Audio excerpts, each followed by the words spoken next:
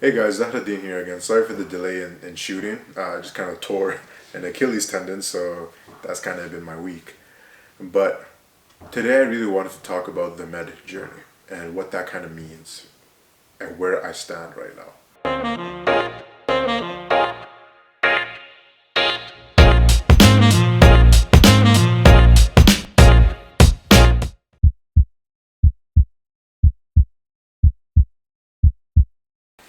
So currently, the status is I'm at the end of an undergrad degree in a bio-sci major and a soc minor. Now, I could have graduated last year, but I made the executive decision to stay in for another year, boost my GPA a little bit from a 3.5, try and get to a 3.7, and see where I can go as in applying to different fields. Particularly, I'm applying to a nursing degree. Now, I understand it's kind of a bit. You said this could be the med journey, but why are you going into nursing? Why not be the nursing journey? There's a method to the madness here, a little bit. Now, I applied to med school last year, in last year, and I got rejected. And I got rejected based off of a low MCAT score, which was a 5.6, and the fact that my GPA wasn't too high. The 3.5 to a comparatively pretty aggressive like 3.9, right? One other thing that needs to kind of be considered is I only applied to the U of A and not to like the UFC, University of Saskatchewan, UBC. And the reason I did this was number one, I expected that I'd get it rejected, and number two, I really want to stay close to family. As someone that's just been recently engaged and is trying to get married and stuff like that, I can't just think about myself and like run off across the country without the understanding of like my fiance and future to be wife. I kind of have to kind of make that executive decision and think about it a little bit more and a little bit more deeply than just oh, I got accepted, let me run off. Number two, it's expensive. The cost of living is enormous. Forget the cost of tuition in and of itself and books and flying to places and paying for all these little fees that are associated with school directly. The cost of living, cost of food, things like that are really really expensive in Canada, and being able to pay for them is mostly where, like, when it comes to taking loans for like medical school and professional programs, most of your money doesn't go into the professional program fees. It goes into paying for your rent, paying for food, paying for a car if you need one, or renting a car, whatever it might be. So that's kind of where I see a lot of money go when it comes to medical students. And the average debt for medical students in Canada is about $250,000. In the U.S., it's a little bit more, but in Canada, that's just kind of the way it goes with cost of living more than anything, being the bulk of that $250,000. Now, why nursing and not medical school immediately?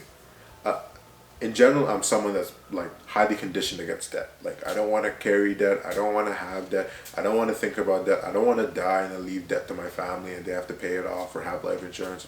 So something like that. I'd rather have life insurance go to my family.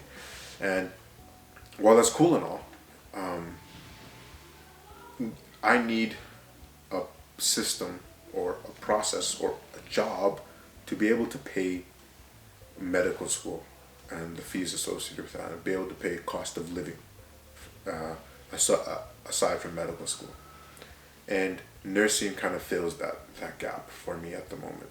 And being someone that is already done his undergrad or in the process of finishing last semester, so on and so forth, I need to I can't like go back and like, oh, let me take another 4 years. No, I'm trying to get in as quickly as possible, do the accelerated degree, get it done as quickly as possible, graduate, nursing licensing exam, get in the workforce, and be still continuing upon that process of applying to medical school, year in, year out, getting incrementally better, because that is how we get better, always and forever.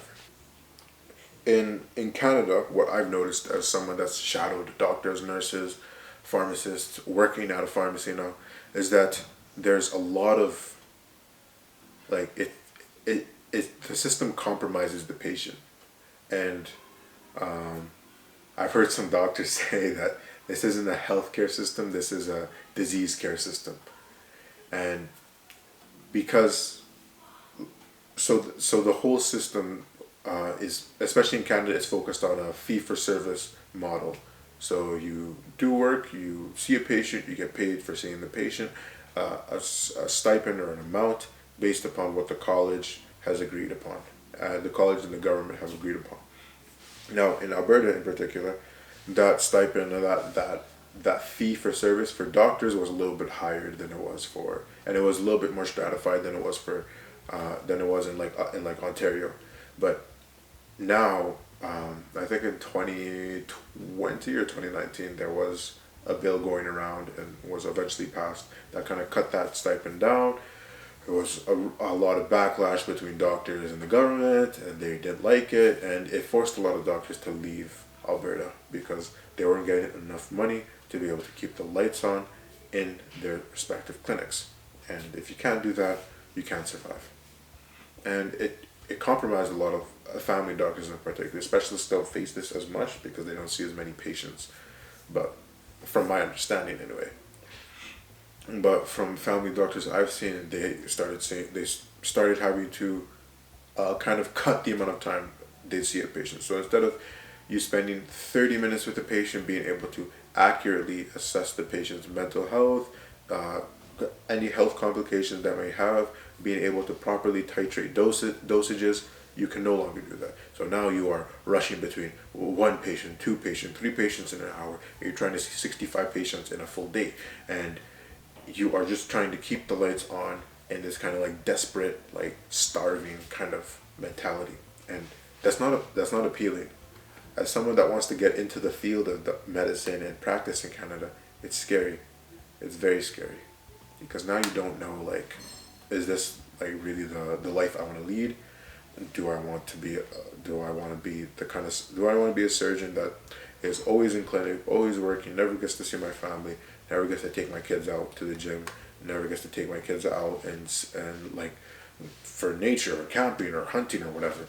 That's always been something I've always kind of feared as someone that wants to become a physician later on. Now, what do these things mean in the grand scheme of things?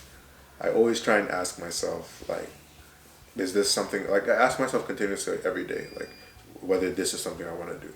And consistently I keep coming back to, yes, this is something I want to do. Even as there's so much doctor burnout from COVID and so much nursing and physician burnout, like, there's just staff shortages everywhere. So you're walking into a minefield of suffering, a minefield of burnout.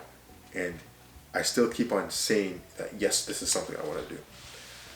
As a Muslim, as someone that like practices an Islamic faith, like, and has an Islamic like spiritual practice, I always like reflect and compare the compassion that a doctor has to the compassion that the Prophet Muhammad, peace be upon him, had. And like that's like my underlying motivation of why I'd ever want to become a doctor.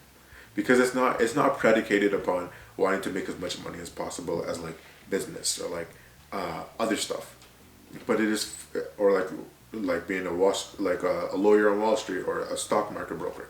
It's far more predicated upon the fact and the ability that you want to help people get better, and you want to help people be able to live their lives as beautifully as they possibly can, and with as much health as they possibly can.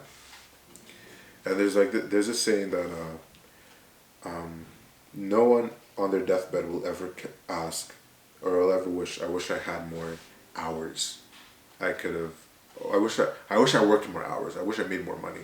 They'll always ask themselves, I wish I had more time to experience things. And the doctor, in my personal opinion, the physician, his job is to be able to allow patients to experience more. And that's what I want to be.